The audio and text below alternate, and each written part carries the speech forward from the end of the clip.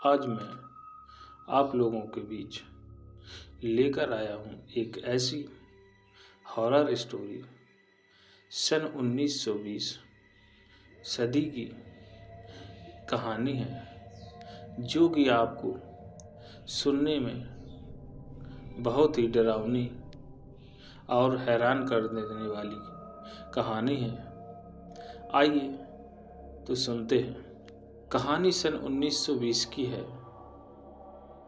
कमल एक नामी नेता थे और अपने लोगों के साथ बैठकर बातें कर रहे होते कि तभी उसके घर से चीखने चिल्लाते हुए अमित आता है और कहता है, खूनी आखिर तुमने मार ही दिया ना मेरी कामनी को।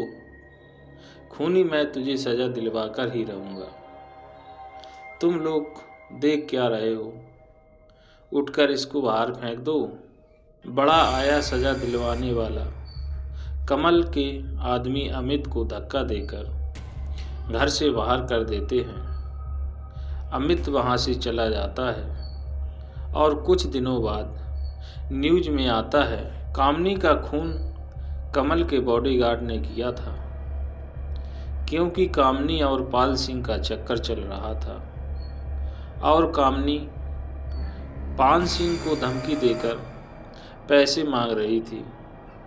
10 साल बाद राज अपने दोस्त रितु के बर्थडे पार्टी में गया हुआ था और राज का दोस्त सुमित और रितु नाच रहे थे। तभी राज की नज़र ऊपर छत की तरफ जाती है, जहां उसको एक लड़की छत की दीवार के ऊपर चलती हुई दिखाई देती है। राज भागते हुए जाता है और ऊपर जाकर उस लड़की से कहता है, अरे पागल हो क्या, नीचे आ जाओ वरना मर जाओगी। लड़की बोली, मैं तो पहले ही मर चुकी हूँ, मजाक बाद में कर लेना। पहले उस दीवार से नीचे उतरो वरना चोट लग जाएगी। मुझे अब कुछ नहीं होगा, जो होना था वो हो चुका। ऐसा कहकर वो लड़की आगे चली जाती है और तभी राज भागकर उस लड़की का हाथ पकड़ उसको नीचे उतार देता है। तभी राज देखता है उसके हाथों पर खून लगा हुआ है और सामने खड़ी लड़की के उल्टे पैर हैं और उस लड़की के मुंह से खून निकल रहा है। यह देख राज वहां से भागने लगता है। तभी सामने से वह अपने दोस्त से टकराता है और राज को ऐसा डरा हुआ देख उसके दोस्त रितु और सुमित हंसने लगते हैं और कहते हैं, राज की शक्ल देखो, पूरा रंग ही उड़ गया है। अरे मोहिनी, इतना नहीं डराना था। अरे सॉरी राज, मुझे ऐसा करने के लिए ना रितु ने कहा था। मैं तो पहले से ही जानती थी कि तुम नाटक कर रही हो। मैं कौन सा तुमसे डर गया। देखो क्या मैं डरा हुआ लग रहा हूँ। और वैसे ही आज रात हम कमों के जंगल में जा रहे हैं। वहाँ देखते हैं कौन डराता है। जब असली भूतों से सामना होगा। असली भूत? अरे कुछ नहीं, असल में हम लोगों की यह कमरा के जंगल में भूतों का वास है, तो हम लोग वहीं देखने जा रहे हैं। तुम भी हमारे साथ चलो ना, बहुत मज़ा आएगा। मोहिनी पहले तो जाने से मना करती है, लेकिन राज के कहने पर वह जाने को तैयार हो जाती है और सभी दोस्त मिलकर कमों के जंगल के लिए निकल जाते हैं। और कुछ ही देर में वो लोग अपने होटल में पहुंच जाते हैं, जहां उन्हें रामू मिलता है, जो कि वहां का नौकर था। रामू, क्या सच में यहाँ भूत रहते हैं? जी साहब जी, सुना तो मैंने भी है। लेकिन आज तक किसी भूत से मुलाकात नहीं हुई। कोई नहीं, आज ही हम उसकी मुलाकात करवा देंगे। अरे नहीं नहीं, हम तो बहुत डरते हैं। वैसे भी आप लोगों की तरह यहाँ पर एक और साहब रहने के लिए आए थे। वह भूतों को पकड़ने आए और तभी अचानक ही वहाँ की लाइट चली जाती है और चारों तरफ अंधेरा हो जाता है और हल्की सी चांद की रोशनी भी सभी को दिखती है कि एक बड़ा सा आदमी उनकी तरफ ही चला आ रहा था, जिसका हाथ में भेड़ियों का सर होता है और दूसरे हाथ में बड़ी सी कुल्हाड़ी। यह देखकर ऋतु डर के मारे चीखने लगती है, भागो यहाँ से, यह जरूर कोई भूत है। उसके सभी दोस्त डर जाते हैं, पीछे होने लगते हैं। तभी लाइट आ जाती है और रामू कहता है, अरे यह तो प्रताप सर हैं, जिनके बारे में बताया था कि वो भूत पकड़ने आए हैं। अरे तो भूतों को मारो, इन्होंने तो एक जानवर को मारा। अरे नहीं, यह तो एक नकली सर है, दूसरे जंगली जानवरों को डराने के लिए। लेकिन देखकर तो लगता है कि तुम लोग भी डर गए हो। प्रताप से यह बात कर राज और उसके दोस्त सोने के लिए अपने अपने रूम में चले जाते हैं, जहां राज और सुमित एक कमरे में और मोहिनी और ऋतु एक कमरे में रुके हुए थे। और ऋतु सोने ही जा रही थी, फ्रेश होने के लिए बाथरूम जाती है और अपना चेहरा धोने लगती है। और जैसे ही शीशे में खुद को देख रही होती, वैसे ही शीशे वाली ऋतु एक शैतानी हंसी हंसने लगती है। और ऋतु यह सब देखकर डर जाती है और भागकर अपने रूम में आती है और मोहिनी को उठाने लगती है, जो अपने बेड पर सो रही थी। तब ऋतु चादर हटाकर देखती है, वहाँ कोई नहीं था। और तभी उस बेड के ऊपर एक एक बूंद खून टपकने लगता है। जैसे ही ऋतु छत की तरफ देखती है जहाँ से खून गिर रहा था, तो एक झटके से ऋतु जमीन पर गिर जाती है, क्योंकि मोहिनी छत के ऊपर उल्टी होकर चल रही थी और उसका शरीर एकदम सड़ा हुआ था और उसकी खाल निकल रही थी। यह सब देख ऋतु जोरों से चीखती है। उसकी आवाज़ सुन उसके दोस्त भागते हुए ऋतु के पास आते हैं और कहते हैं, क्या हुआ ऋतु, तुम ऐसे चीख क्यों रही हो? ऋतु कहती है, वो ऐसा बोलो जो झूठ लगे। मैं झूठ नहीं बोल रही हूँ, मैंने खुद देखा है, उसके मुंह से खून निकल रहा था और बेड पर गिरा हुआ था। अरे तू क्या कह रही है मोहिनी? मोहिनी तो हम दोनों के साथ ही थी, हम लोग कल घूमने का सोच रहे थे। मोहिनी भी आ गई और ये तब से हमारे साथ ही है। हाँ ऋतु, तुम बाथरूम गई थी तो मैंने इन दोनों के पास ही गई थी, लेकिन वो बेड पे खून, ऐसा कहकर ऋतु सभी को बेड पर पड़ा खून दिखाने लगती है, लेकिन वहाँ कोई खून नहीं था। इसके बाद सभी इसको ऋतु को सपना मानकर सोने जाने लगते हैं।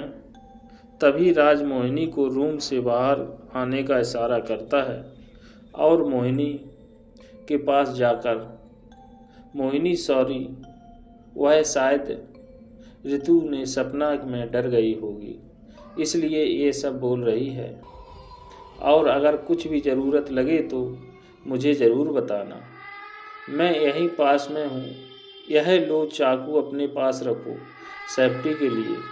ओह थैंक यू राज, तुम सच में बहुत अच्छे हो। अपना हाथ आगे करो, मैं भी तुम्हें कुछ देना चाहती हूँ। ऐसा कहकर मोहिनी ने एक काला धागा राज के हाथों में बांध देती है और कहती है यह हर वक्त तुम्हारे साथ होगा। उसके बाद मोहिनी वहाँ से अपने रूम में चली जाती है और काले धागे को बांध कर राज भी खुश होता है, अपने कमरे में आ जाता है और सुमित और राज दोनों ही सो जाते हैं। रात के करीब 3 बजे उनकी खिड़की पे कोई हाथ मारता है। तब सुमित की आंखें खुल जाती हैं और वह खिड़की के पास जाकर देखने लगता है। तभी अचानक ही उसकी खिड़की पर दूसरी तरफ राज दिखाई देता है, जिसका एक हाथ नहीं था और खूनी तेज से बह रहा था। राज रो रहा था और सुमित से वहाँ से भागने को कहता है।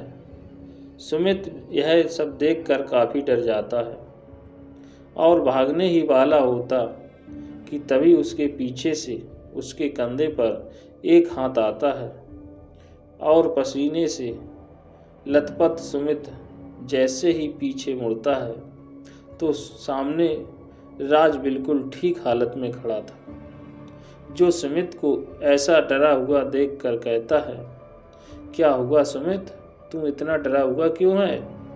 वो बाहर वो तेरा हाथ, वो बाहर क्या हुआ? क्या कह रहा है? क्या है बाहर? राज खिड़की के बाहर देखता है लेकिन उसे कुछ भी नहीं दिखाई देता है। राज सुमित को समझाता है कि उसने कोई बुरा सपना देखा है और उसको सोने का कहकर राज अपने कमरे में बाहर जाकर हॉल में देख रहा होता। तभी राज के चेहरे के ऊपर खून गिरता है और जैसे ही ऊपर की तरफ देखता है कोई चीज़ वहाँ तेजी से भागती हुई आगे चली जाती है। राज भी उसके पीछे जाता है और तभी वह देखता है होटल के बाहर जमीन में से अजीब सी आवाज़ें आ रही हैं। राज उसके पास जाता है और जैसे ही उस जमीन पर हाथ रखने वाला होता है, एक जला हुआ हाथ बाहर निकलता है और राज के हाथ को पकड़कर जमीन में खींचने लगता है।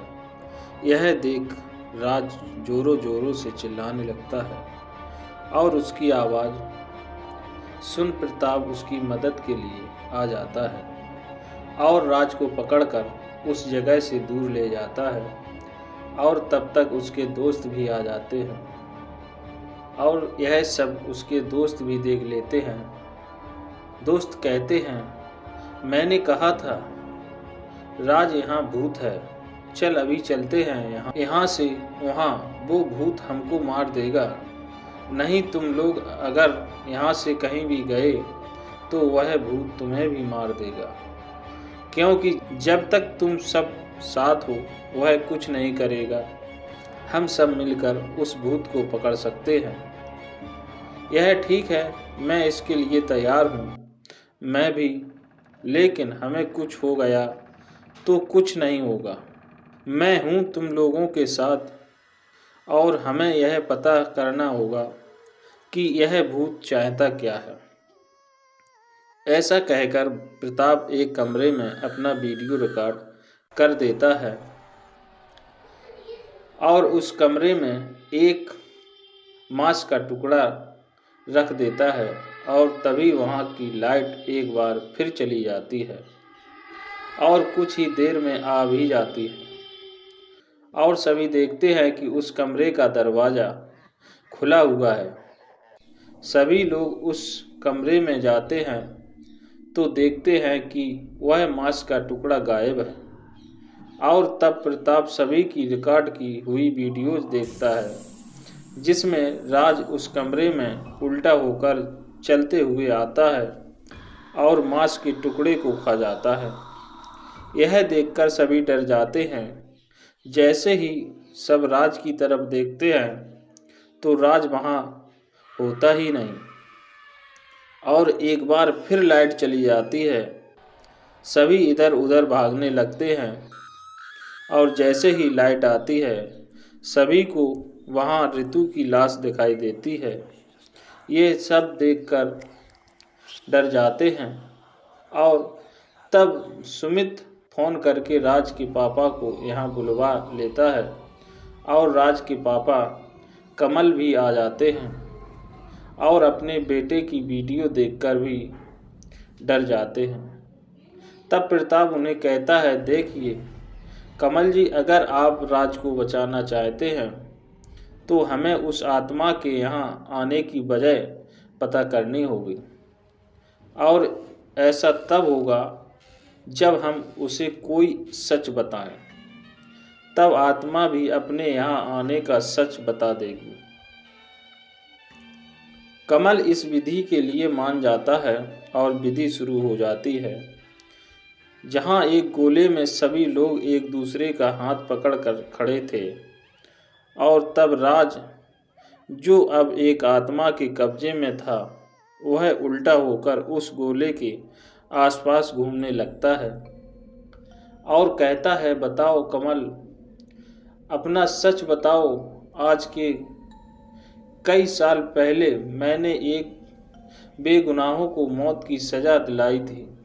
अमित नाम का एक आदमी मुझसे बदला लेने के लिए उसने अपनी ही पत्नी को मार दिया और मुझ पर खून का इल्ज़ाम लगाया और मैंने खुद को बचाने के लिए अपने बॉडीगार्ड को पैसे दिए और उसकी बेटी को अच्छी ज़िंदगी देने का बोल दिया था। तो पाल सिंह ने वह खून अपने सर पर ले लिया, लेकिन मैं उसकी बेटी का ध्यान नहीं रख पाया और वह कहीं गायब हो गई। नहीं, यह सच नहीं है। पूरा सच यह है कि तुमने मेरी माँ को मार दिया था। मेरे पापा को मारने के लिए तुमने गुंडे भेजे थे। तब मैं और मेरे पापा छुपकर रहने लगे और जब मैं बड़ी हुई तो उन्होंने मुझे तुम्हारे सच के बारे में बताया और तुमसे बदला लेने के लिए उन्हें काली विद्या का सहारा लेना पड़ा। वो खुद एक आत्मा बन गया और आज तो राज का हाल है। इसकी वजह तुम हो। तुम्हारे किए जुर्म की सज़ा ही राज को मिली है और अब राज की मौत से ही मेरे पापा को शांति मिलेगी। तुम कौन हो? अमित के बारे में कैसे जानती हो? मैं उनकी बेटी हूँ। नहीं, अमित और कामनी की कोई बेटी थी ही नहीं। या तो तुम झूठ बोल रही हो या अमित ने तुम्हें झूठ कहा। यह सुनते ही मोहिनी हैरान रह जाती है। तभी राज का तूफान उठ जाता है, जिसमें सभी लोग गोले से बाहर जाते हैं और राज कमल का गला पकड़ लेता है और तभी सामने मोहिनी आ जाती है और वह अमित से सवाल करने लगती है, पापा, क्या यह सच है जो कमल ने कहा है? पापा बताओ, पापा कुछ बोलो ना। तभी राज मोहिनी का गला पकड़कर उसको उठाकर फेंक देता है और जोरों से कहता है, मैं तेरा बाप नहीं हूँ, तेरा बाप बाल सिंह था। मैंने तेरे बाप और इस कमल सिंह से बदला लेने के लिए ही यह सब किया है और तू तो बस एक मोहरा है। अब मेरे हाथों से कोई नहीं बचेगा।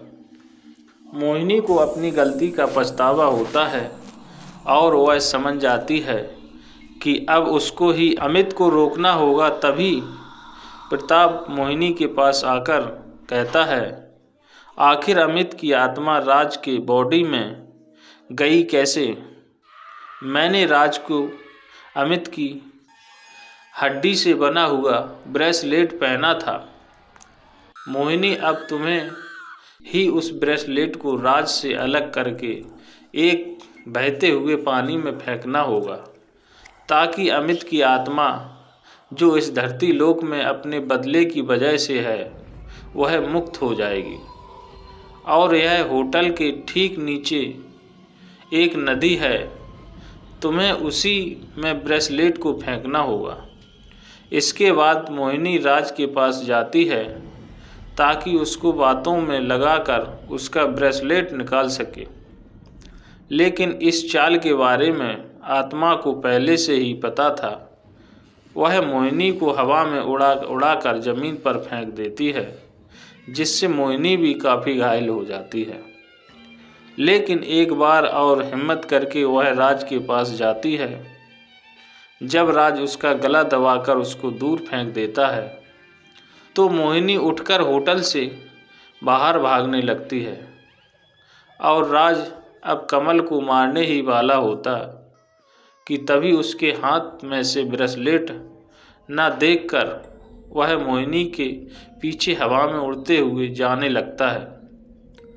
तभी प्रताप भी उसको रोकता है, लेकिन राज सभी को मारता हुआ मोहिनी के पीछे जाता है और मोहिनी उस ब्रेसलेट को अपनी बची हुई जान